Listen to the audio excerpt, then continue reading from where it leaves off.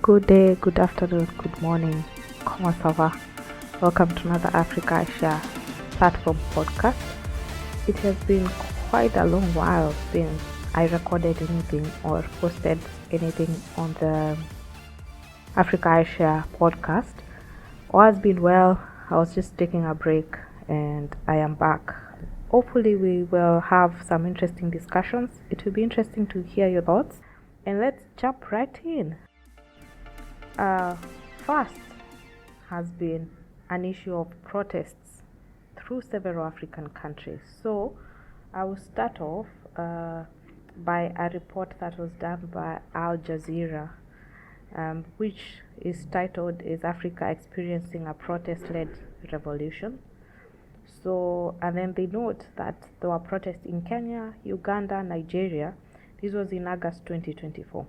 What was happening in Kenya, which is where I am at the moment, is that there was protests which were said to be, well, the people who owned up to being the organizers of the protest was the Gen Zs, yeah.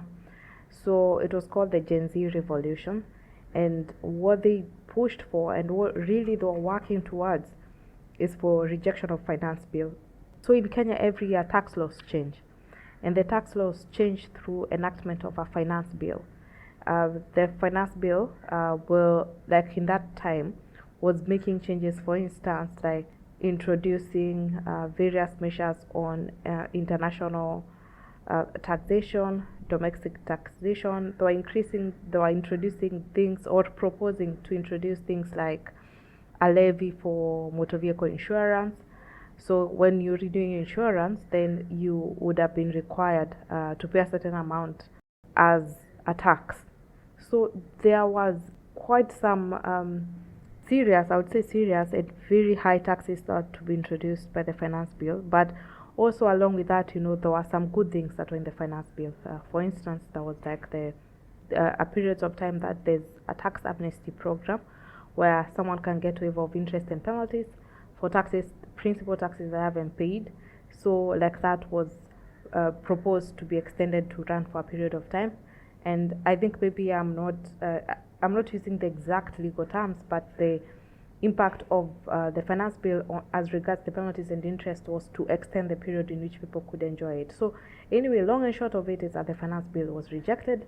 It was withdrawn, and the president never signed it, so it never passed. So as at now, which is November 26th, 2024, the finance bill 2024 remains not enacted.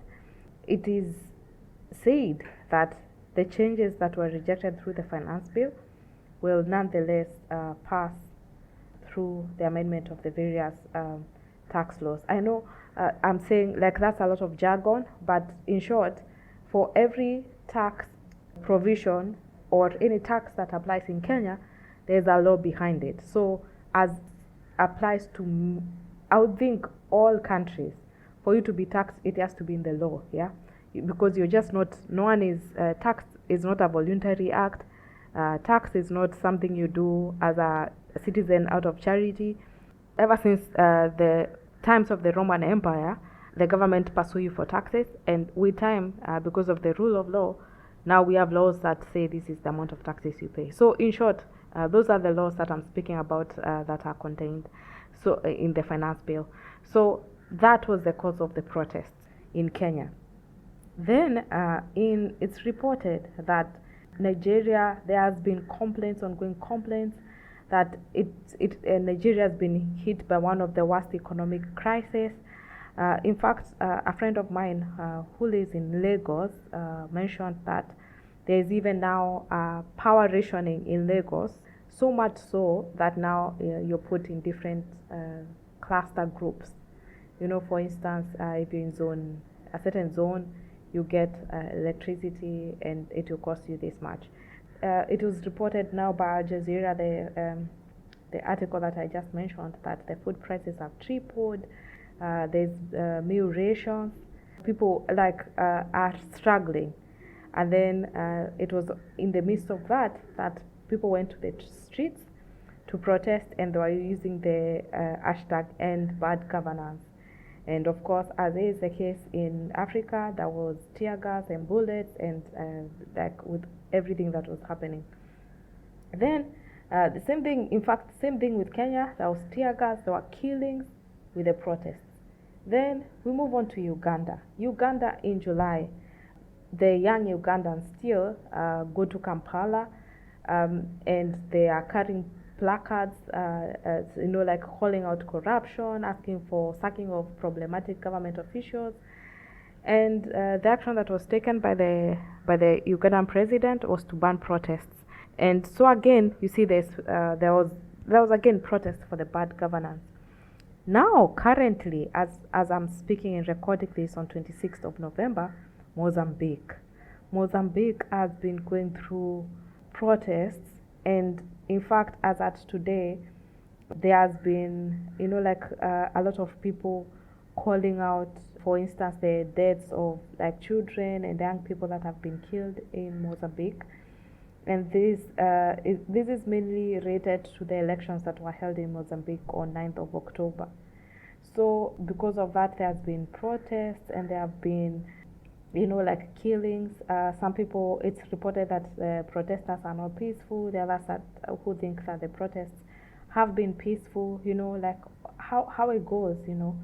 So it's quite intriguing and about the protests and how African, especially the young Africans, are trying to push and fight corruption. So I don't know how, I don't know what your thoughts are on how this has come about, as if there's an uprising among African countries and mainly among the young people. You find these people aged anything between like 16 to like maybe 25, 26, that will be up in the streets and protesting. Of course, even the millennials, anywhere between 27, I would say 27, 28, to even like 40, they will not be taking up to the streets necessarily, but they are also actively participating in these things.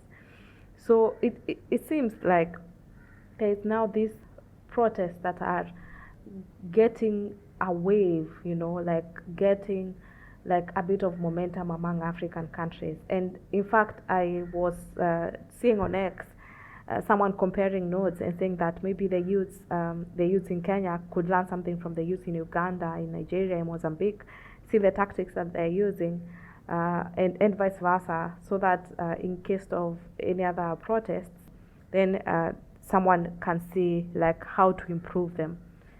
But I don't know how much we can say the youths are succeeding.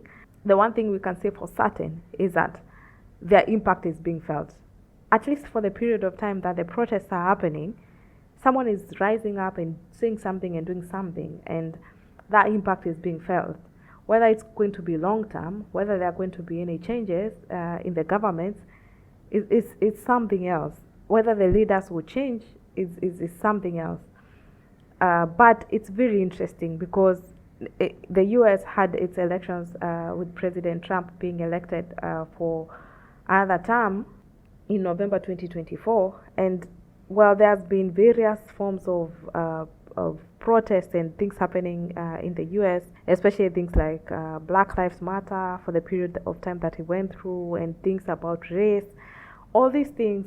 And the society, especially like the American society, you feel like there's a change with the people, not necessarily the people pushing like for the changing governance so that they can change like the question of racism.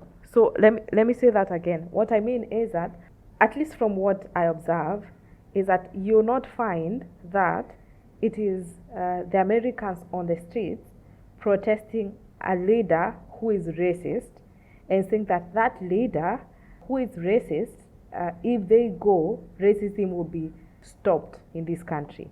Because you find that they're voting either you're Democrat or you're Republican. So Democrats may think Republicans are racist.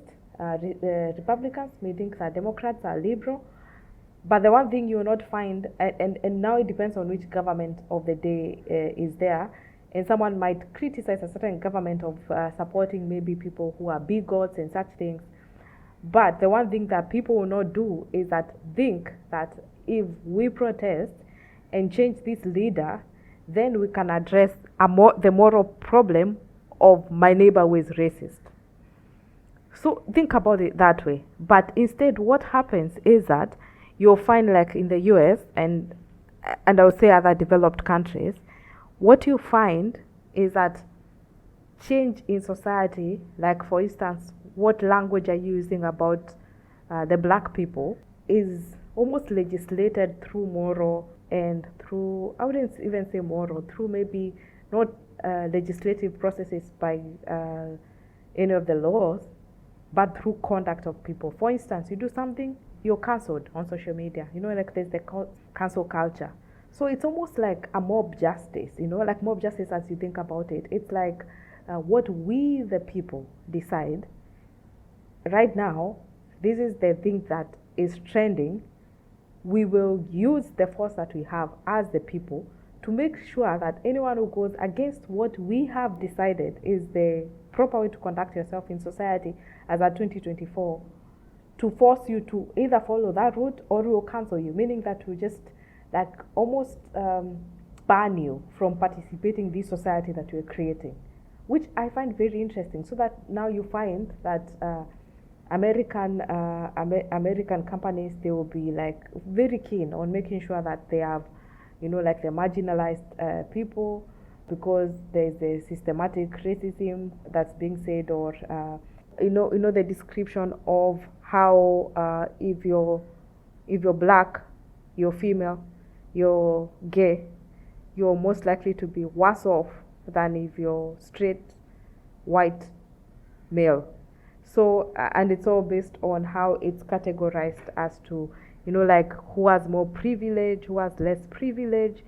And so the society is slowly like adopting those norms, so that if I'm employing someone, I'll try and make sure that I look like I am aligned to what is perceived as a balance, or I'm not promoting like privilege, like white privilege within my workplace. Come to Africa. In Africa, we will not sit down and say we are going to enforce, like for instance, corruption by cancelling a politician. We will not do that. Like we will not identify something like corruption, and deal with it as the Americans would deal with something like racism. We will not even adopt a fight maybe against a politician who we consider to be, like illiterate, and counsel them as we would a musician in the US who makes jokes and who sings songs, or a comedian who makes jokes that we consider to be, promoting white privilege. And maybe it's because there are bigger forces that they're different, not bigger, but different forms of forces that influence the American society as compared to the African society. But it's just something that had me thinking, like the Gen Z protests, and even still the push is that there is a push for change of leadership. And it's not just change of leadership in the sense of like we want people of this generation. Is that you're saying we want someone who's not corrupt, we want someone who can make policies that make sense. We want, this is what we want from our leader, and that's what the push is for. It seems to be that our focus is that if we can get this leader out of power, then there's a chance that there'll be better economic times, like Nigeria. There'll be better, there'll be less taxes and overtaxing, like in Kenya.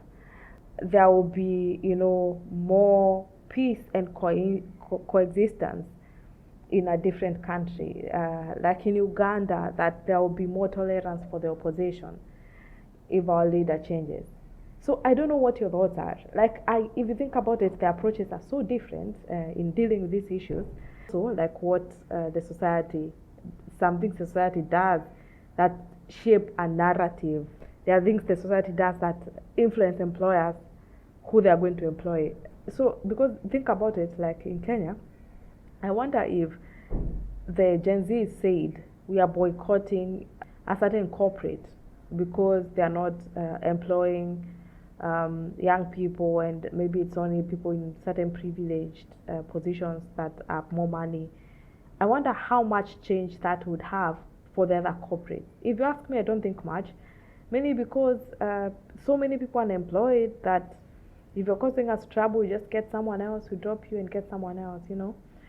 So, but yeah, it got me thinking. Maybe as has been said for years and years, African problems require African solutions, and maybe these are the solutions that the Gen Zs will offer. And but then I also greatly like that what is what is trendy in like Uganda, you know, is not necessarily influenced by what is trending in the UK. It shouldn't be so, and it can't be so, because like if the fight in there, like in the UK, is about electricity and power and maybe the borders, who are we allowing to the UK, those things may worry someone in the UK, but within Kenya, I think there are different kinds of problems. That's why now the approaches are different. But the one thing that seems that I don't know if anyone has thought about it, is that the people have the power, you know. In one end of the world, they use the cancel culture, and the people will say, you know what, like on social media, we've decided, Kanye, we are done with you, you know, like what's done, and we've cancelled you. In another country, the youth decide, you know, like this leader is bad for us. I think the question then that should be answered is, the leader is bad for you, then what? Because like in the US, you say we will cancel you, we will literally just accuse you and just run you off any social media platform. Now, a bad leader, what do you do to them? How do you, almost make them toe the line as you want them to toe the line in a society? Because making someone toe the line, especially a celebrity, is a thing that people have found a way to do. Maybe, I don't know about leaders, like how do you make them toe the line? How do you do that? But eventually, I think what you find is that you, as a person voting, you are the person who has the power. So the minute you vote someone in, then I think that's the decision point. And at the next point when you are voting, that's when now like you decide who you're going to vote for, who can toe the line and uphold the things that you consider important for yourself. So those are my thoughts for today. I hope you enjoyed the discussion. As always, leave your thoughts on YouTube, leave your thoughts on IG, leave your thoughts on any of the other social media platform at Africa iShare. Thank you and have a good one. Goodbye.